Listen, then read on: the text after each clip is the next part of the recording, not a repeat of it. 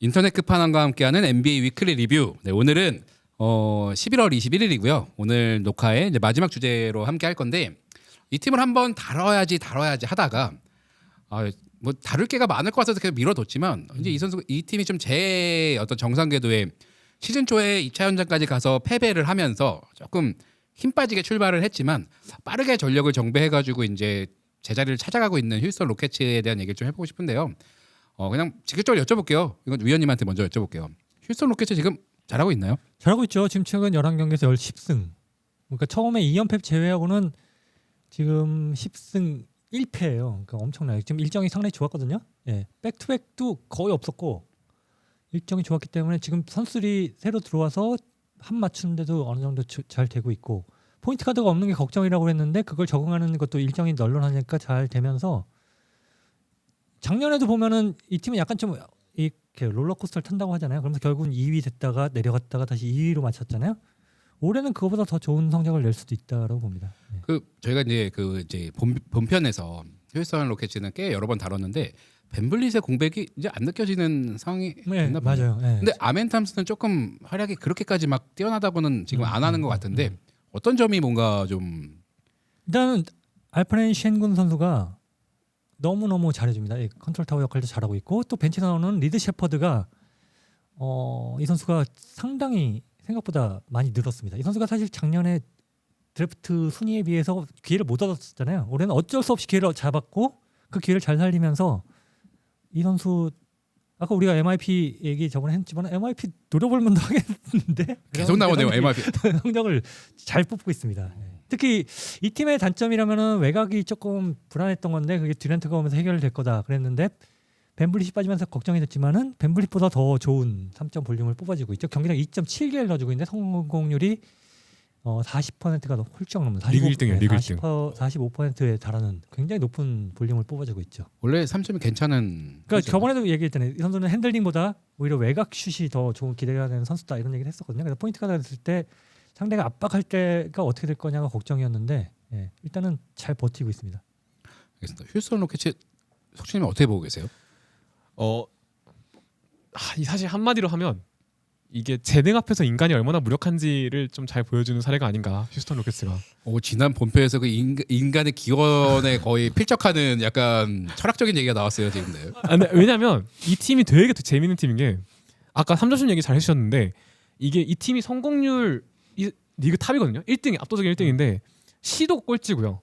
3점 메이드 꼴찌예요. 그러니까 정말 확실한 찬스에 확실한 선수를 주지 않으면 이 팀은 3점을 아예 보지조차 않는 팀이란 말이에요. 그러면 이제 많은 사람들이 걱정을 하는 게 그러면 이 팀의 공간은 누가 넓혀? 생군이랑 듀란트 둘이서 다 넓히고 있습니다. 그러니까 디 애슬레틱인가 아마 NBA 마니아도 한번 올라왔을 거예요. 이 듀란트랑 생군을 좀 조명하는 칼럼이 있었는데 휴스턴에서 가장 밀고 있는 옵션이 뭐냐 공격 옵션이 듀란트랑 생군이 투맨 게임 하는 거다. 둘이서 알아서 붙어 있으면 득점을 뽑아내는다. 나머지 선수 수비하면 된다. 그런 믿음이 있다라고 얘기를 했는데 딱 그 말대로 잘 되고 있고 무엇보다 저는 이메 우도카 감독이 또다시 꺼내들은 또 초필살기가 있죠.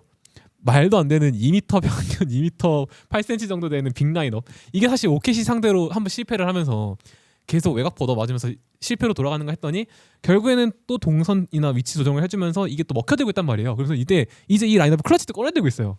이 말도 안 되는 초대형 빅5 라인업을. 근데 이게 먹힌단 말이죠. 이런 걸 보면 참 전술이니 뭐 공수 조한이 이런 게 높이나 슈팅이 재능 앞에서 얼마나 무기력한 존재인가를 깨닫는 것 같습니다. 근데 이게 시즌전 프리뷰가 얼마나 예상이 의미가 없었냐라는 생각이 드는 게 휴스턴이 원래 약간 3점이 약간 좀 부족할 거라는 평이 좀 있지 않았나요? 부족하죠. 지금 성공 개수가 적어요. 시도 자체가 30이고 성공이 20 몇 위예요. 그러니까 지금은 꼴찌입니다. 네. 하위권에 있는데 성공률이 높은 거지. 그러니까 3점을 잘 넣고 있는 건 아니에요. 이 팀의 최대 강점은 공격 리바운드죠. 공격 리바운드. 못 넣어도 잡는다. 그러니까 공격 리바운드 퍼센티지가 있잖아요. 우리 이미르 기자가 저는 퍼펙터에 보면은 공격 리바운드 비율인데 40%가 가깝습니다. 38.4%. 우리가 못 넣어도 그 중에 10개 중에 4개는 우리 거예요. 그래서 이 팀의 페이스가 27이에요. 굉장히 낮은데 사실 그 오펜시브 레이팅이라는 거는 우리 포지션당이니까 포지션을 계속 유지가 되는 공격 리바운드를 잡으면은 그래서 오펜시브 레이팅이 지금 2위예요. 페이스는 느림에도 불구하고 공격을 굉장히 잘하고 있다. 그 중심에는 공격 리바운드다.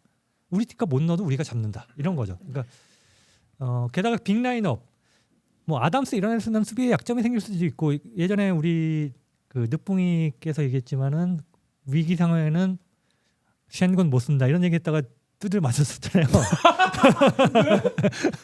근데 쉔군은 위기 상황에 씁니다. 예, 공격도 너무 잘하고 있고 수비는 감출 수 있어요. 지역 방어를 지금 많이 쓰는데 리그에서 지금 지역 방어를 제일 많이 쓰는 팀이에요. 예, 거의 포지션의 20%가 지역 방어예요. 19점 몇 %더라고요. 예. 그런 걸 보면은 이 팀의 그 감독이 정말 중요하다. 그리고 우승할 만한 감독이다라고 보고 우승할 만한 재료까지 갖춰졌기 때문에 올해는 대권 후보 중에 하나다라고 봅니다. 정말 어떤 팀이 최정상까지 가는 길목에서 참 아쉬움 때문에 이제 고배를 마시는 팀이 있었는데 오클라호마 시티 썬더만 없었다며 정말 휴스턴이 정말 엄청난 어떤 그 위용을 좀 뽐낼 수 있을 텐데 오클라호마 시티가 앞에서 너무 잘 나가고 있어가지고 만에 하나 OKC랑 다시 한번 휴스턴이 뭔가 좀 자웅을 겨룬다면 휴스턴이 좀 가능할 거라고 좀 보세요. 아니요. 전 그건 아니라고 그래서 생각해요. 개막전 때 2차 연장까지 갔는데 이거는 근데 좀 다각도에서 볼 필요가 있어요. 그러니까 개막전에는 우도카 감독이 지금처럼 완성된 빅5 라인업을 사용하지 못했단 말이에요. 그때는 한 명씩 끌고 가지고 시에게 두들겨 맞았던 양상이 반복이 됐기 때문에 이게 만약에 먹힌다 그럼 절대 못 이기고요. 만약에 이거를 봉쇄할 만큼의 아까 말씀하셨던 포지션을 아예 확 줄여버린다. OKC가 제일 잘하는 게 뭐냐고 물어보면은 압박한 다음에 공배 서서 우리 포지션을 만드는 걸 제일 잘하는 팀인데 이거를 공격 리바운드를 상쇄할 만큼의 역량이 갖춰져 있는가를 먼저 확인을 해봐야 될 것 같고요. 이 팀이 또 되게 웃긴 팀인 게 실책 관리가 되게 좋은 팀인데 어시스트를 그만큼 안 뿌려요. 그러니까 어지간하면 공 들고 서 있는 그림이 가장 많은 또 팀이 휴스턴이라고 볼 수 있는데 그러면 사실 걱정을 하는 게 에너지 레벨에 관한 걱정을 안 할 수가 없잖아요. 왜냐하면 서 있는 구간이 많다는 건 그만큼 선수 간의 이동량이 적다는 걸 의미하니까. 근데도 불구하고 압도적인 슈팅 기계 한 명이 있기 때문에 그 단점도 상쇄할 수 있는 거죠. 조화가 되게 좋은 팀이에요, 되게. 근데 진짜 그 기계는 고장도 안 나나 봐요 이제 한번 큰 기계적 결함을 알았는데도 불구하고 정말 사실 초반에 2연패 당할 때 첫 경기도 그렇고 좀 듀란트가 아쉽긴 했죠. 예, 승부처에서 좀 아쉽긴 했는데 그럼 클래스가 있으니까 예. 한 번 아쉬움을 보였는데 다음 경기는 내가 볼 때는 해낼 거라고 보고요. 저는 OKC와의 올해 매치업에서 해볼 만하다. 1패 했기 때문에 저는 2승 2패도 몇 번 붙는지 모르겠는데 박빙으로 갈 거다. 한 번 졌기 때문에 다음에 대한 보정으로 이길 거라고 봅니다. 사실 이게 단순히 그냥 어떤 변수를 고려하지 않고 팀의 체급만 놓고 저희가 그냥 순위를 줄 세우게 하면 오클, 덴버, 휴스턴이잖아요. 사실 서부에서는 다른 변수를 고려하지 않으면 그러면 이 세 팀 중에서는 사실 OKC가 좀 반보적으로 앞서 있는 모양새긴 하지만 사실 어떤 팀이 서부를 제패해도 이상하지 않다라는 게 위원님의 그렇죠. 특히 단기전에서는 모르고 특히 단기전에서 되게 중요한 것 중에 하나가 결국은 슛률이 떨어지더라도 오펜스 리바운드를 장악하고 리바운드를 장악한다는 거 이건 굉장히 큰 거거든요. 거기서는 큰 강점을 가지고 있고 게다가 지난 시즌에 사실 경험도 얻었어요. 물론 1라운드 탈락했지만 경험을 얻었다는 거. 특히 3패 이후에 7차전까지 갔다는 거 이거는 굉장히 저력을 보여준 거라고 보기 때문에 게다가 업그레이드가 됐잖아요. 전력이. 예. 올해는 무서운 팀이다. 보병이다라고 봅니다. 혹시 듀란트의 MVP 가능성은 좀 어떠세요? 뭐 가능하지 않을?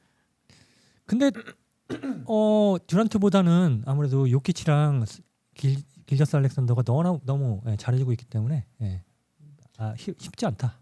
이게 저는 듀란트도 수혜를 받는 부분이 분명 있다고 생각해요. 듀란트가 피닉스에 있을 때 보면 듀란트의 경기력을 쏙 빼놓는 그 상대팀의 전략이 체력을 많이 소모하게 하는 거였어요. 그러니까 듀란트를 최대한 일선으로 끌어내가지고 발을 어떻게든 움직이게 만들어서 에너지 레벨을 떨어뜨리는 공략법을 많이 썼는데 지금 휴스턴은 그럴 필요가 없죠. 어차피 빅5고 아멘 탐슨도 있고 앞선에 나가서 뛰어다닐 수 있는 선수들이 많기 때문에 듀란트가 또 그런 시스템의 보호를 잘 받고 있습니다. 기본적으로. 그러면서 이 선수가 어떻게 보면 공격에서 잘할 수 있는 연쇄성까지 갖추고 있게 된 거죠. 팀 시스템상.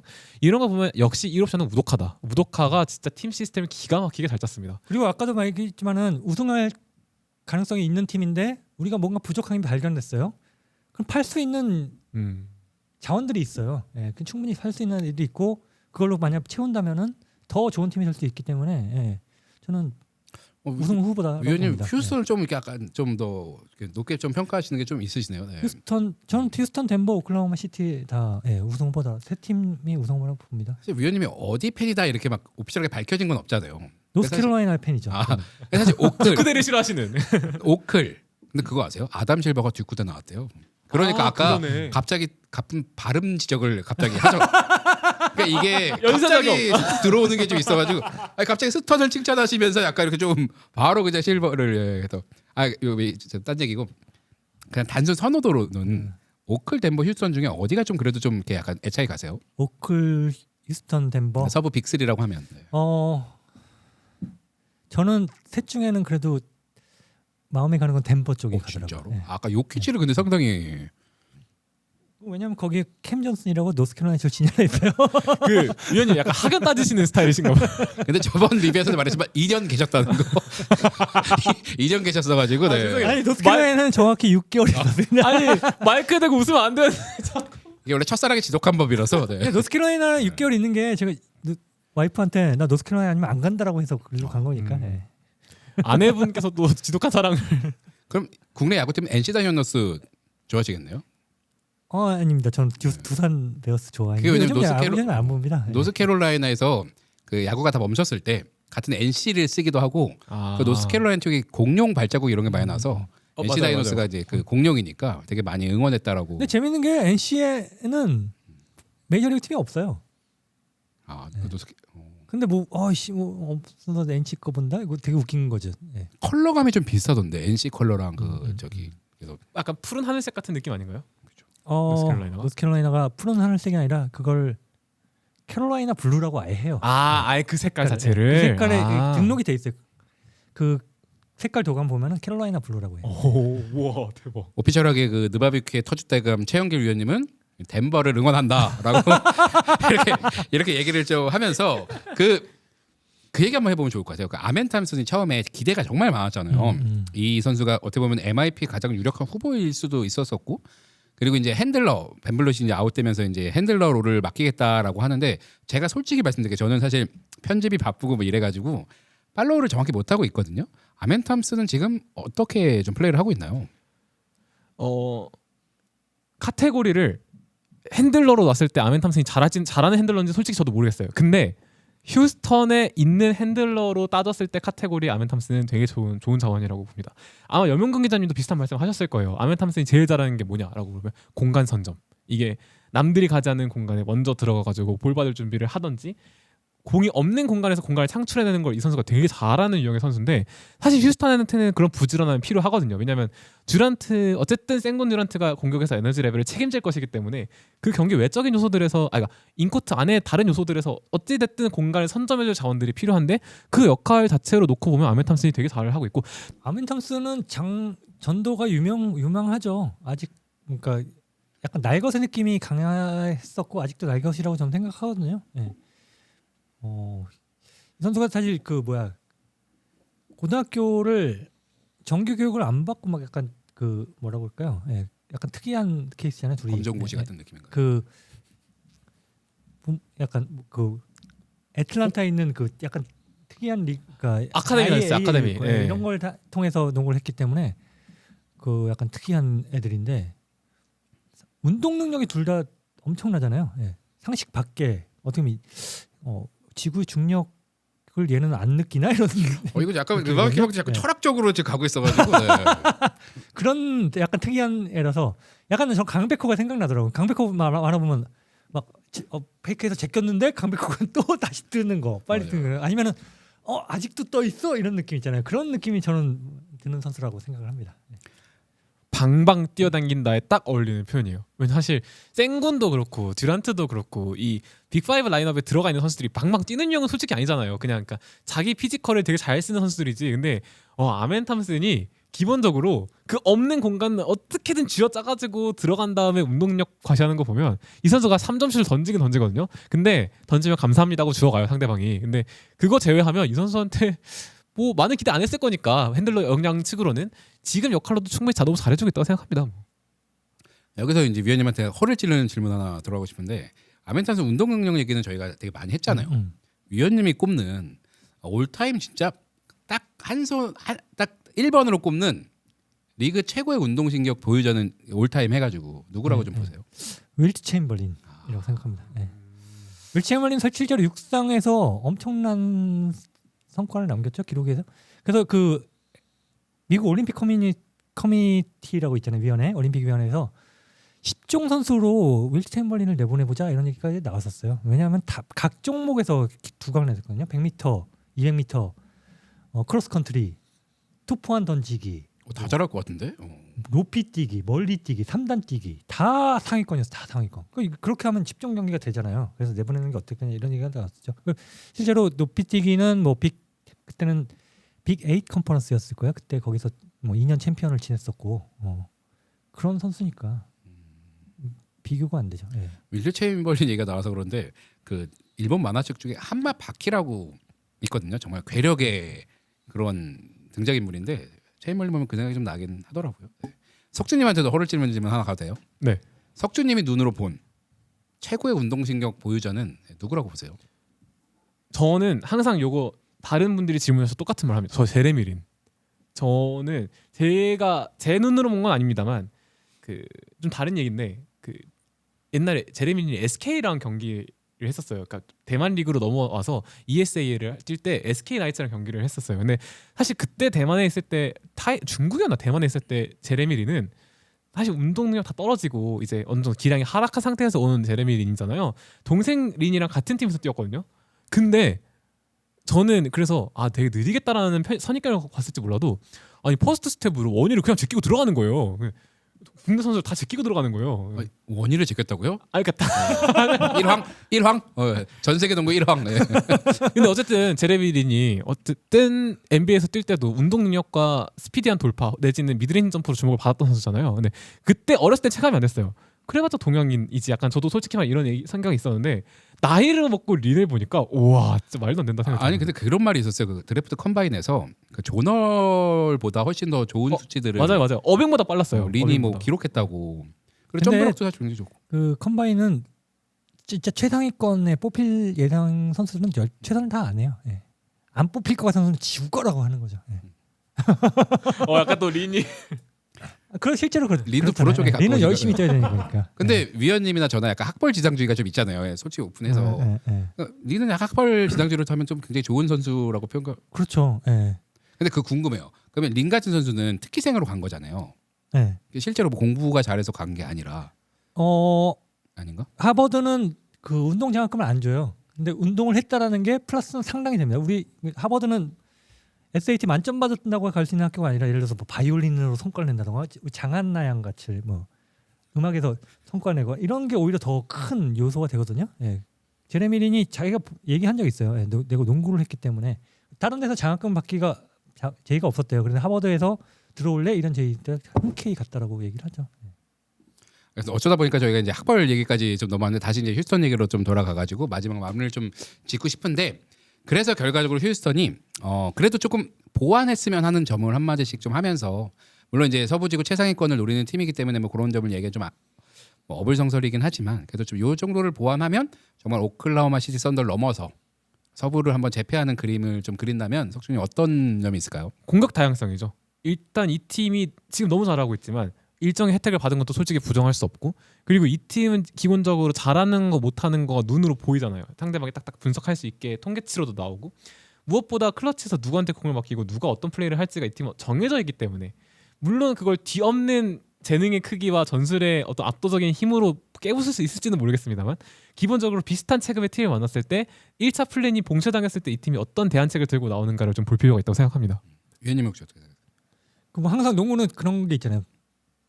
사이즈냐 스피드냐. 예. 여기서 보면 휴스턴 사이즈의 팀이잖아요. 예. 작년에 그래서 사이즈의 우위를 점하고 있었지만은 골든스테이트에게 스몰 라인업에게 패했었잖아요. 예. 그런 거를 극복할 수 있는 뭔가를 갖춰야지 될 거라고 봅니다.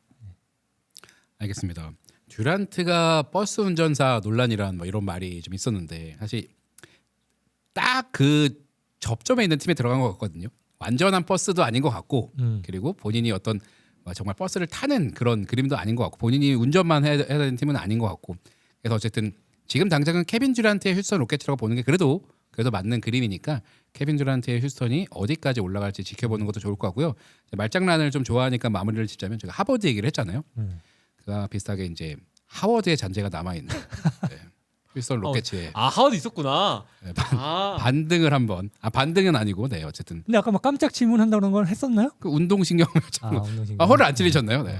그러면 안 찔리셨군요. 허를 하나 찔렸는데 운동량이 가장 안 좋았는데 살아남은 올타임 그 선수를 한번 좀 뽑아주죠. 운동력이 가장 안 좋았는데 정말 일반인 수준보다 못한 운동량을 가지고 정점에 올라갔다 이런 선수 있나요?